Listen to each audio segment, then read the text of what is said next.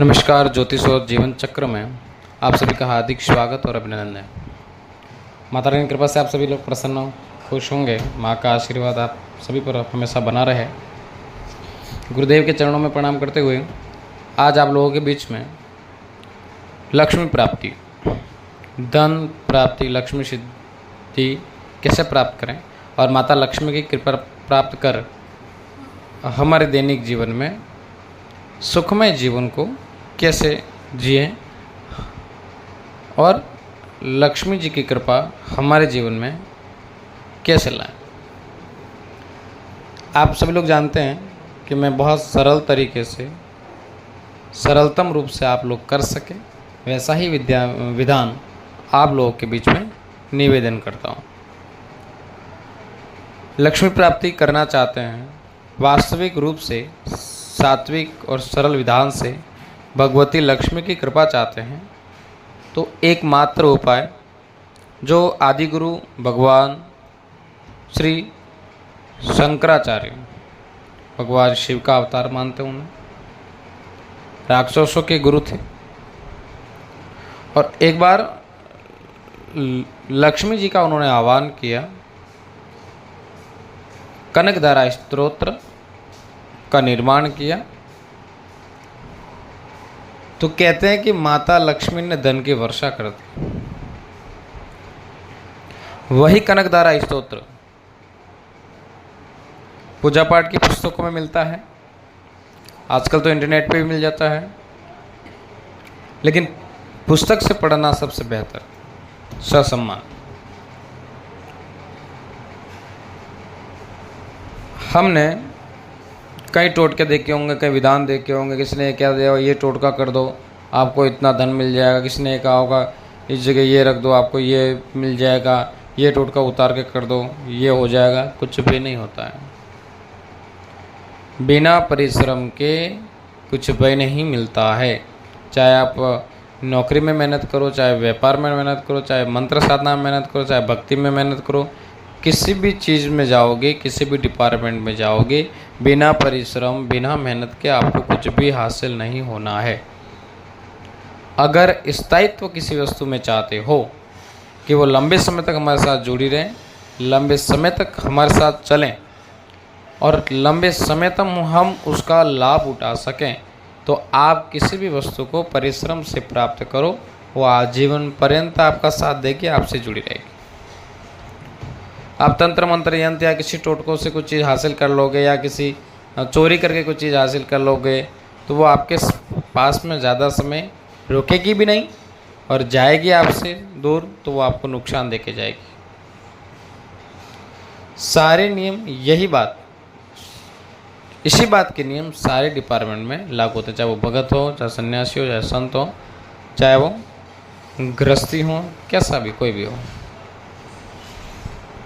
इसलिए आपको विधि विधान के साथ में भले 1 वर्ष लग जाए, लेकिन साधना के क्षेत्र में आपको धैर्य रखना होता है। आपको केवल प्रार्थना करनी होती है बिना लालसा के, और धैर्य के साथ में विश्वास, अटूट श्रद्धा रखनी पड़ती है। और अटूट श्रद्धा, धैर्य, विश्वास, ये जिस व्यक्ति के पास में है उसको सफलता मिलती ही मिलती है। और किसी ने श्रद्धा नहीं है, धैर्य नहीं है, विश्वास नहीं है, आस्था नहीं है, समय नहीं है, तो फिर कुछ भी संभव नहीं है।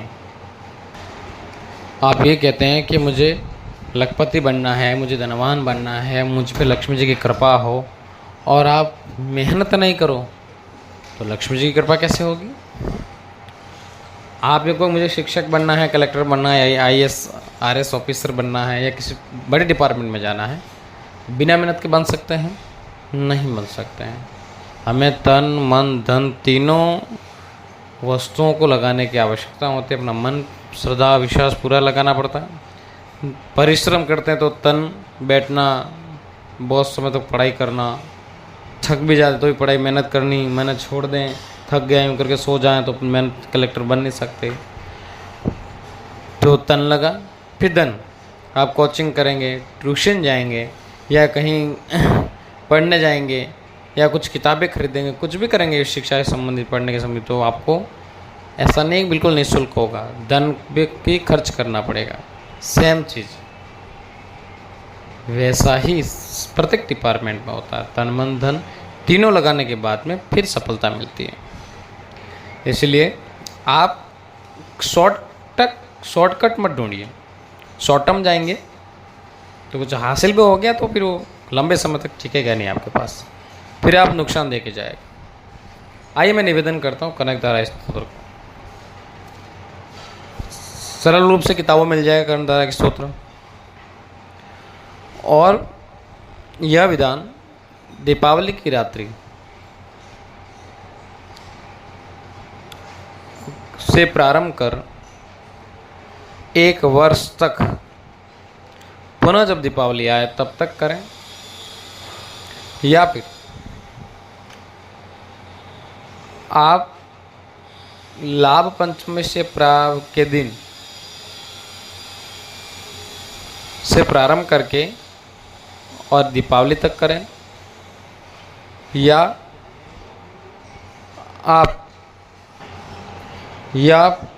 किसी भी शुक्ल पक्ष की अष्टमी से प्रारंभ कर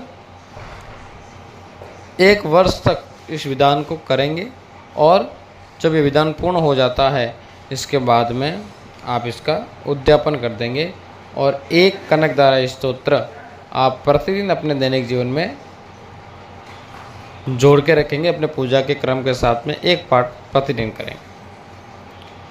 सीधी सी बात है, जब तक करेंगे, जितना ज़्यादा करेंगे, जितनी श्रद्धा के साथ में मेहनत करेंगे उतना फल मिलेगा।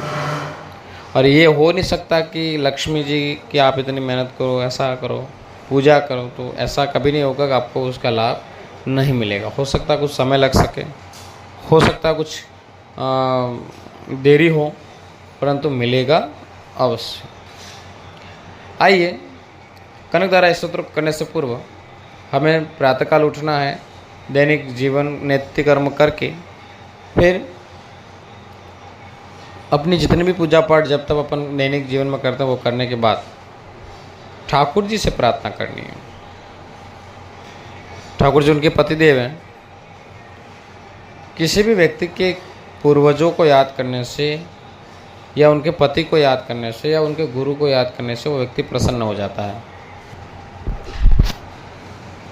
हमारी शान जो है पूर्वजों से है, ऐसा मानते हैं सनातन संस्कृति में। आप हनुमान जी को देखिए, हनुमान जी की पूजा करने से पहले राम जी का नाम लेने से वो बहुत प्रसन्न हो जाते हैं और तुरंत कृपा करते हैं, दौड़े चले आते हैं। क्यों? क्योंकि वो अपने आप को राम जी का सेवक मानते हैं, दूत मानते हैं।